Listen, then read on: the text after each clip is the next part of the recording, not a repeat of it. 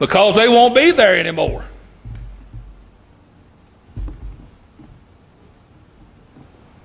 And the high places of Isaac shall be desolate, and the sanctuaries of Israel shall be laid waste. And I'll rise against the house of Jeroboam with a sword.